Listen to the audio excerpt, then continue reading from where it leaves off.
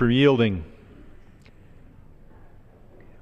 The political pundits are all focused on, was this a good deal? Was this a bad deal? That we're not here in Congress to give a grade to the administration. We're here in Congress to decide what legislation should be passed. Congress is a policy-making body, although so often those in the administration think that we are at most advisors or critics. But let's take a look at this deal, and we'll see that what we get out of it is at least overstated by its proponents. Because we are told that this halts their enrichment of uranium.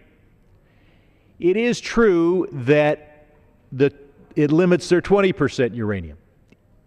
And Iran will not be making progress during the 6-month period of this deal toward its first bomb.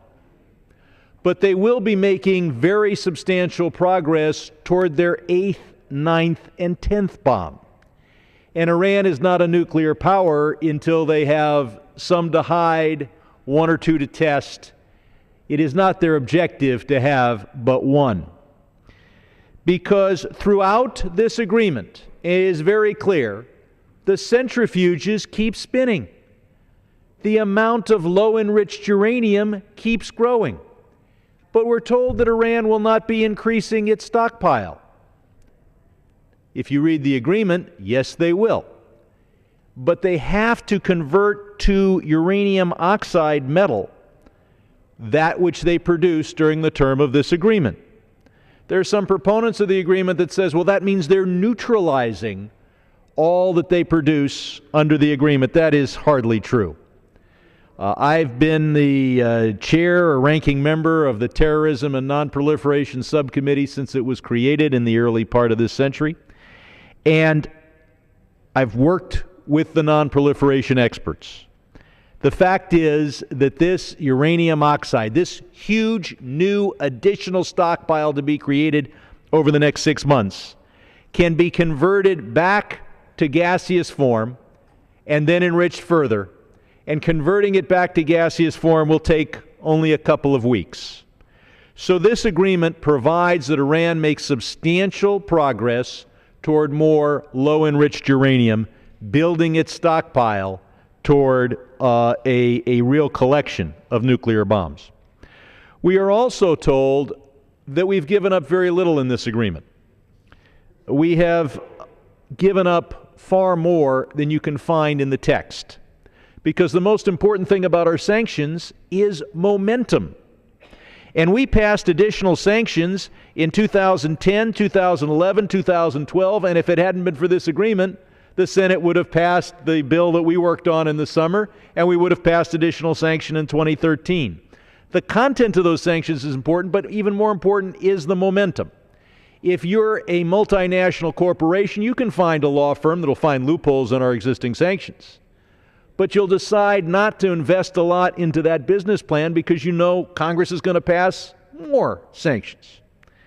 Well, now you know we're not passing any sanctions in 2013. And the question before us as legislators is whether we'll be passing sanctions in 2014. Why is momentum so important? Not just to those international businesses trying to decide whether to invest in exploiting the loopholes. Most of economics is psychology. It's currency values, it's consumer confidence, it's business confidence, it's investment. And we saw the celebrations in Tehran as the business community celebrated this agreement because it ends the continuing momentum toward additional sanctions. But we're not here again to grade the administration. That's for pollsters and pundits. We're here to decide whether to pass legislation. It is very clear we're not going to pass legislation that becomes effective in 2013.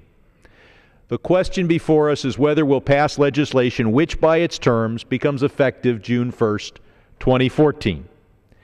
And the reason the administration sent some of its top officials to brief us in a classified briefing today is because they want to convince us not to take any action in the first 5 or 6 months of 2014.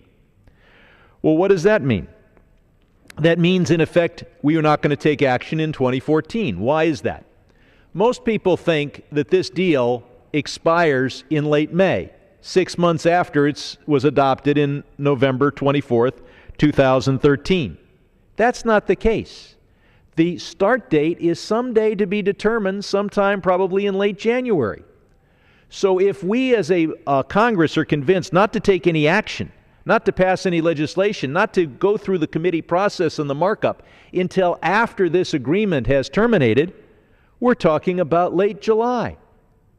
Well, at the end of July, we go on break. We come back for, 2 or 3 weeks between then and the November elections. So if the administration can convince us to not do anything until 6 months after the trigger date, which is a date to be determined sometime in January, they can assure the Iranians that no new sanctions will be adopted in 2014. And that will be apparent to those doing business in Iran and those doing business with Iran. The administration complimented us more than once, saying these sanctions are what brought Iran to the table. But let us remember that the administration opposed the adoption of these sanctions every single time. The reason we did not adopt any sanctions against Iran in 2009 was opposition from the administration and the tremendous intellectual clout and credibility that the State Department administration bring. But it's not just this administration. We didn't pass any sanctions during the entire 8 years of the prior administration. Oh, we passed some through the House, but they stopped them in the Senate, and with considerable effort. Not one bill became law. So we've seen 2 administrations that do their best to delay and dilute and prevent. Delay, dilute, and defeat sanctions legislation. And so now they say, isn't it great we have this legislation, but don't pass any new legislation? Let us remember they were against the legislation they now say is so great. The best example of this is the Kirk-Menendez Amendment in 2011. That was the bill that prevented Iran's central bank from clearing their petroleum dollar-denominated transactions through the American banking system. Well, what did the administration say in the form of a letter from Secretary Geithner? He wrote in December 1st, 2011, I am writing to express the administration's strong opposition to this amendment. It threatens to undermine effective sanctions. In addition, the amendment would potentially yield a net economic benefit to the Iranian regime. There's only one reason Iran is at the table today. It's because of the sanctions we've adopted over the last 3 years, and the most important of those was the Menendez-Kirk sanctions that the administration fought against. What we ought to do is to adopt legislation providing additional sanctions, and we've already written them. We passed the bill in June with 400 votes on this floor. Have those sanctions, and I would think others, go into effect on June 1st, unless Congress, in an expedited proceeding, passes a resolution saying, hold off. We've seen enough progress. These sanctions don't need to go into force. Instead, and the other choice, we can do nothing on the theory that we'll do the right thing in the last few days of July, as if Congress turns on a dime, as if the State Department has been unsuccessful in delaying, defeating, and diluting sanctions in the past. That, I think, would be a mistake. With that, I think I've used quite a bit of the gentleman's time. I would point out that this deal calls for a rollback of sanctions that violates American law in a number of respects. It will not be the first time that an administration has refused to enforce the sanctions bills passed by Congress. I will say this administration from 2010 through 2013 has done a much better job of enforcing such legislation than either of the prior two administrations. But as a technical matter, the administration has agreed to waive that which the law does not allow it to waive, particularly Section 504, and I'll go into the details on some other forum. I yield back to the gentleman. I thank the gentleman for his insight and for his leadership on this important issue, and particularly as highlighting the timing, Mr. Speaker, and that it is an illusion to think that, as the gentleman said, this all turns on a dime on the 1st of June. With that, I'd